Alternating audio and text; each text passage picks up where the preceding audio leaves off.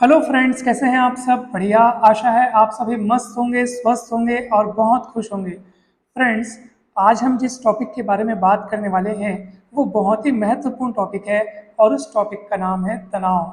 जी हाँ दोस्तों, आजकल तनाव चिंता का एक प्रमुख विषय बनता जा रहा है। अधिकांश व्यक्ति इसकी चपेट में है। कोई कम या कोई ज़्यादा मात्रा में तनाव में ज़रूर है। किसी न किसी कारण से वो तनाव का सामना कर रहा है। एक इंजीनियर की भाषा में अगर समझें तो तनाव एक ऐसा बल है जो किसी मशीन के किसी विशेष हिस्से में लगकर उसे तोड़ देना चाहता है। अर्थात तनाव अगर हम महसूस करते हैं तो हम बहुत ज़्यादा अशांत हो जाते हैं, बेचैन हो जाते हैं और हम तुरंत उससे छुटकारा पाना चाहते हैं। दोस्तों, तनाव के बहुत सारे कारण हो सकते हैं। सभी व्यक्तियों के लिए ये कारण अलग अलग हो सकते हैं।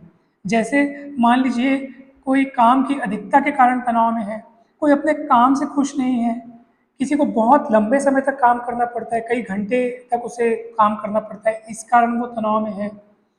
कोई निर्णय न ले पाने के कारण तनाव में है, छोटी छोटी बात का भी वो निर्णय नहीं ले पाता।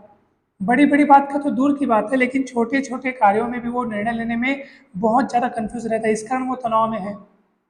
कोई अपनी प्रगति की संभावना के लिए खुद को असुरक्षित महसूस करता है, इस कारण वो तनाव में है। कोई कार्य क्षेत्र में भेदभाव या पक्षपात को लेकर के तनाव में है, उत्पीड़न को लेकर तनाव में है, सहकर्मियों से तालमेल न बिठा पाने के कारण तनाव में है। सो तनाव के बहुत सारे कारण हो सकते हैं, सबके लिए ये कारण अलग अलग हो सकते हैं, लेकिन तनाव में हर कोई किसी न किसी मात्रा में है ही। दोस्तों, हमें आज इस कारण को जानना होगा। हम इसके कारण को भी जानेंगे और उसके उपाय को भी जानेंगे। आप वीडियो शुरू से लास्ट तक जरूर देखिएगा। बहुत इंपॉर्टेंट वीडियो होने वाला है, आपको बहुत कुछ सीखने को मिलेगा दोस्तों। अगर तनाव के प्रमुख कारण की हम बात करें दोस्तों, तो तनाव का प्रमुख कारण है किसी भी कार्य किसी भी कार्य के परिणाम से मोह रखना। जी हाँ दोस्तों, अगर हम कोई भी कार्य कर रहे हैं और हम जिस परिणाम की आशा अपने मन में रखे हुए हैं वो परिणाम अगर न हो, या हम चिंता करने लगते हैं कि वैसा होगा कि नहीं होगा, बस ये सोच हमारे मन में धीरे धीरे धीरे धीरे तनाव बनती जाती है। ऐसा होगा, हो गया तो क्या होगा, वैसा हो गया तो क्या होगा, और बस यही सोच से हम तनाव लेते रहते हैं। वर्तमान में जो घटनाएं घट रही हैं हम उनको भविष्य में खींचते हैं, और इस घटना का कहीं वो परिणाम ना हो जाए, इस घटना से कहीं ऐसा ना हो जाए, वैसा ना हो जाए, और बस ये हमारे तनाव का कारण है। दोस्तों, हमें प्रयास करना चाहिए कि हम इस समय जो चीज़ है उसको कैसे सार्थक बनाएं, कैसे सफल बनाएं, एक एक पल को कैसे सार्थक करें, बेस्ट कैसे बनाएं, अपना बेस्ट उसमें कैसे दें। जिस काम को हम अभी कर रहे हैं उसको पूरे तन्मयता से कैसे करें, पूरे समर्पित भाव से कैसे करें। अगर आप इस पर ध्यान देंगे ना, तो धीरे धीरे आप जिन कारणों को सोच करके तनाव ले रहे हैं वो धीरे धीरे आपके मन मस्तिष्क से दूर होते जाएंगे, और आप अपना काम जो है वो पूरे एकाग्रता के साथ आप कर पाएंगे और तनाव नहीं होगा दोस्तों। तो तनाव का मुख्य कारण क्या है दोस्तों? केवल और केवल हम परिणाम की चिंता करते हैं। जैसे आप किसी बच्चे से पूछेंगे कि पढ़ाई कैसे चल रही है, तो वो बोलेगा ठीक ठाक, बढ़िया चल रही है। लेकिन वो ऐसा उत्तर कब देगा बताऊं? वो जब सेशन की शुरुआत होती है, मध्य होता है, उस समय तक उसके उत्तर यही रहेंगे कि बढ़िया बढ़िया चल रही है सर, बढ़िया पढ़ाई चल रही है, मस्त, ऐसे वो उसके उत्तर होंगे। अगर परीक्षा में 2-3 महीने बचे होंगे और आप उससे पूछेंगे कि क्या हाल चाल है, सब बढ़िया, तो वो बोलेगा नहीं सर, 2 महीने बाद परीक्षा है, समझ नहीं आ रहा है कैसे पढूं, क्या पढूं, कुछ भी नहीं सूझ रहा है और बहुत ही टेंशन हो रही है। तो दोस्तों, पढ़ाई तो उसकी वैसे भी पहले जैसे हो रही थी अभी भी वैसे ही हो रही है। पहले उसके पास कोई टेंशन नहीं थी, अब उसके पास टेंशन है। उसका कारण क्या है दोस्तों? उसका कारण ये नहीं है कि उसकी पढ़ाई नहीं हो रही है, पढ़ाई को लेके उसको कोई तनाव नहीं है। उसको तनाव है रिजल्ट को लेके कि अगर मेरा रिजल्ट खराब आया, अगर मैं फेल हो गया तो मेरा साल बर्बाद हो सकता है, मुझे डांट पड़ सकती है, और भी बहुत सारे, मतलब उसके पूरा का पूरा जो आसक्ति है, पूरा का पूरा ध्यान परिणाम पे टिका हुआ है, और यही परिणाम के प्रति जो मोह है वो उसके का तनाव का कारण बनता है दोस्तों।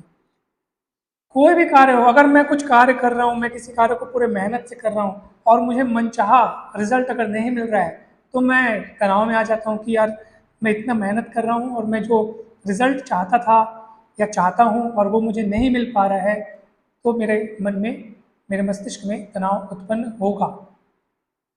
दोस्तों, तो इसलिए तनाव को दूर करने के लिए हमें क्या चाहिए कि कार्य करें आप, जितना हो सके अपना बेस्ट दे सकते हैं बेस्ट दें, मगर परिणाम से आप अपनी आसक्ति हटा लें। भगवान श्री कृष्ण ने गीता में स्वयं कहा है, कर्मण्येवाधिकारस्ते माँ फलेषु कदाचन, अर्थात आप अपना पूरा समर्पण, पूरा ध्यान केवल कार्य में लगाइए, कर्म में लगाइए, फल के प्रति, उस कर्म के परिणाम के प्रति अपनी आसक्ति छोड़ दीजिए। हाँ, परिणाम के प्रति हम सोचना ही छोड़ दें ऐसा नहीं है, आप उसके लिए शुभ सोचें, अच्छा सोचें, सकारात्मक चिंतन करें, अच्छी आशा रखें, लेकिन उस सोच से, उस आशा से चिपकाव न रखें, आसक्ति न रखें, यानी उससे ऐसे न बंधें कि अगर वो परिणाम आपके मन चाहे अनुसार नहीं हुआ तो आप दुखी हो जाएं, आप निराश हो जाएं, आपके आपके मन में तनाव उत्पन्न हो जाए। आप उतना उससे न बंधिए, आप काम करिए और एक सकारात्मक चिंतन और अच्छी सोच के साथ कार्य करिए, नेक इरादे के साथ कार्य करिए, प्रभु को समर्पित करते हुए कार्य करिए। जब हम कोई भी कार्य करते हैं और उसे बहुत लोगों के भले के लिए करते हैं, यानी कि जिससे बहुत सारे लोगों का भला हो, अगर ऐसे किसी कार्य को हम अपने हाथ में लेते हैं और ईश्वर को समर्पित करते हुए करते हैं, जब हमें उस कार्य के परिणाम की चिंता नहीं रहती, मोह नहीं रहता, तो तनाव उत्पन्न होने का कोई सवाल ही नहीं है दोस्तों। इसलिए आप कार्य करें, बिंदास होकर करें, समर्पित भाव से करें और परिणाम के प्रति आसक्ति छोड़ दें, तब आप हमेशा हमेशा खुश रहेंगे। एक बार बाल गंगाधर तिलक को कुछ अंग्रेज पुलिसकर्मी गिरफ्तार करने आए और उन्होंने तिलक जी से कहा कि भाई धारा 124 के अंतर्गत हम आपको गिरफ्तार करने आए हैं। तिलक जी ने उन पुलिसकर्मियों से कहा कि ठीक है, 5 मिनट आप लोग रुक जाइए। और फिर तिलक जी ने अपने एक मित्र को बुलाया और उससे पूछा कि धारा 124 के तहत हमारे क्या क्या अधिकार हैं। उन्होंने अपने मित्र से ये भी कहा कि ये जो भी बातें हैं, जो भी अधिकार हैं, वो उन्हें जेल में आकर बताएं। और यह कहकर तिलक जी पुलिसकर्मियों के साथ जेल चले गए। अब जब जेल में उन्हें बंद कर दिया गया, तब कुछ समय बाद उनका मित्र आया उन्हें बताने के लिए। तो जब मित्र आया तो वो देखता है कि तिलक जी एकदम बिंदास निश्चिंत होकर के सो रहे हैं, उन्हें कोई चिंता ही नहीं है। मानो अगर किसी इंसान को ये पता चले कि अब उसे जेल होने वाली है, वो जेल जाने वाला है, तो वो टेंशन में आ जाएगा कि ऐसा क्या हो गया, अब क्या होगा। लेकिन उनको कुछ भी नहीं हुआ है, वो बहुत ही बिंदास, जैसे घर में सोए हैं वैसे जेल में सोए हैं। मतलब दोस्तों देखिए कि अगर हमारे मन में सकारात्मक नज़रिया है तो कहीं पर भी हम सुख चैन शांति से रह सकते हैं। और वो देखो कितने निश्चिंत भाव से आराम कर रहे हैं।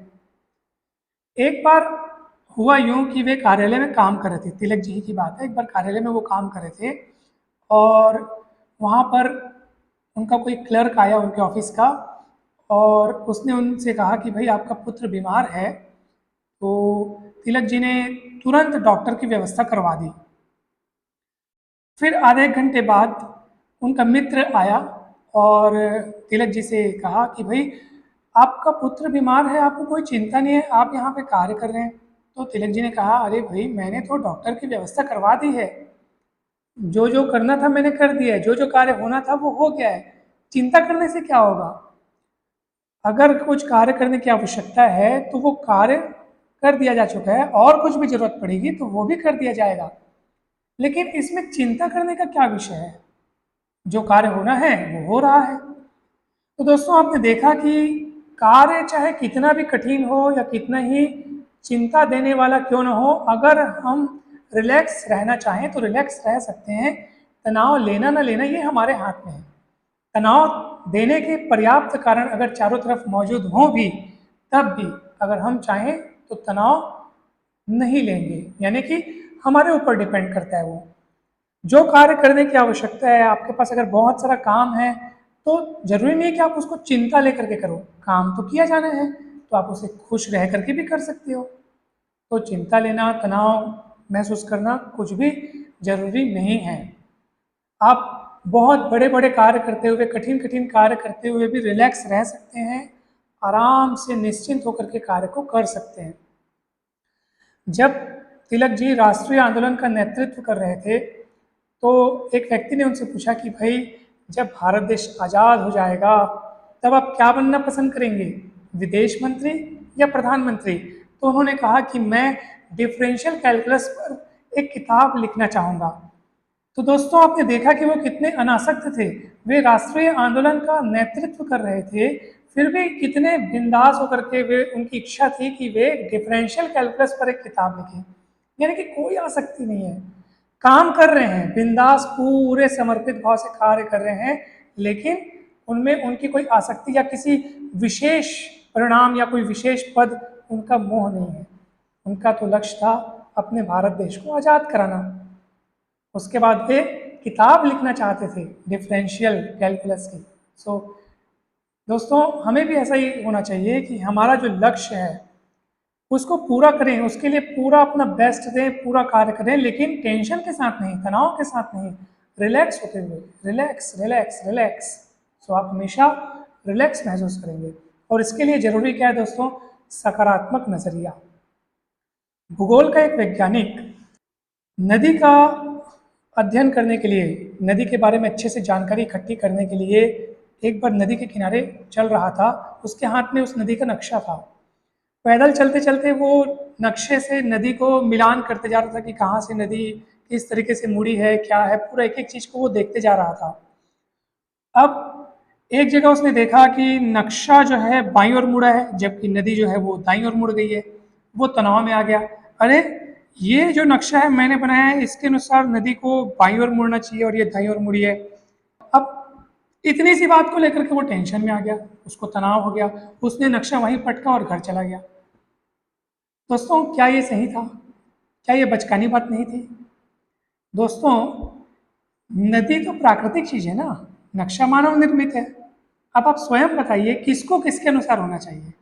नक्शे को नदी के अनुसार होना चाहिए कि नदी को नक्शे के अनुसार होना चाहिए? सीधी सी बात है। वो ये सोचकर तनाव में था कि नक्शे में नदी अगर बाईं ओर मुड़ रही है तो सच में भी बाईं ओर मुड़नी चाहिए, ये क्यों दाईं ओर मुड़ रही है, और इस बात का उसे तनाव था। जबकि उसे सोचना चाहिए कि नदी अगर दाईं ओर मुड़ रही है तो मुझे अपने नक्शे को ठीक करना होगा। दोस्तों, हम सब के साथ यही हालात होते हैं। हम चाहते हैं कि हम जैसा चाहते हैं वैसा संसार हमारे प्रति चले या रिएक्ट करे, मतलब हम संसार को अपने अनुसार चलाना चाहते हैं, जबकि वैसा नहीं है। हमें उसके अनुसार ढलना होगा, सीखना होगा। ये निरंतर सीखने की प्रक्रिया है। अगर हम सोचेंगे कि हर चीज़ हमारे अनुसार हो और उस पर अपनी आसक्ति, उस पर अपना चिपकाव बैठा रहेंगे, तो ये हमें जरूर तनाव देगा। आप अपने आप से बेस्ट की उम्मीद करें, खुद से, संसार से नहीं, खुद से। आप जितना सुधार कर सकते हैं खुद में करिए, जितना हम स्वयं को अपडेट कर सकते हैं खुद में हमें करना सीखना होगा। एक बार जब हम खुद को सुधारने की प्रक्रिया में लग जाएंगे, अपने हर कार्य में एकदम सफाई, एकदम समर्पण, अगर वो ये सब गुण अगर हम अपने में लाने सीख जाएंगे, तो आप ये मान के चलिए कि आप किसी भी कार्य में बेस्ट देंगे और फिर परिणाम बहुत बहुत अच्छा होगा। फिर भी परिणाम के प्रति आपको चिपकाव बिल्कुल भी नहीं रखना है, और फिर आप हमेशा हमेशा खुश रहेंगे। तनाव का कहीं कोई नामो निशान नहीं रहेगा। हमेशा हंसते रहें, मुस्कुराते रहें, क्योंकि मुस्कुराना तनाव की एक सबसे बढ़िया दवा है दोस्तों। जब हम विषम परिस्थितियों के बीच भी हंसते हैं, मुस्कुराते हैं, खुश रहते हैं, तो आप देखेंगे कि तनाव आपके पास ज़्यादा समय तक नहीं टिक पाएगा, वो तुरंत दूर हो जाएगा। अब आप कहेंगे कि सर, तनाव के समय तो हम मुस्कुरा ही नहीं पाते, हमारा चेहरा बहुत गंभीर हो जाता है, हम सुस्त हो जाते हैं। दोस्तों, ठीक है, लेकिन आप इतना तो कर सकते हैं कि मुस्कुराने का, हंसने का प्रयास कर सकते हैं, नाटक कर सकते हैं, अभिनय या एक्टिंग कर सकते हैं ना मुस्कुराने की।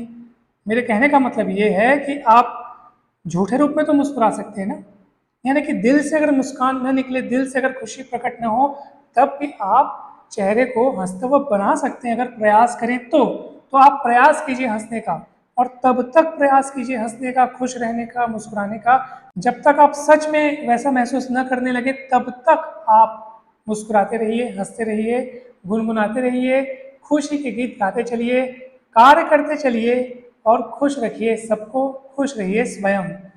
आप सभी का बहुत बहुत धन्यवाद दोस्तों। आप सभी खुश रहें, मस्त रहें, स्वस्थ रहें, प्रसन्न रहें।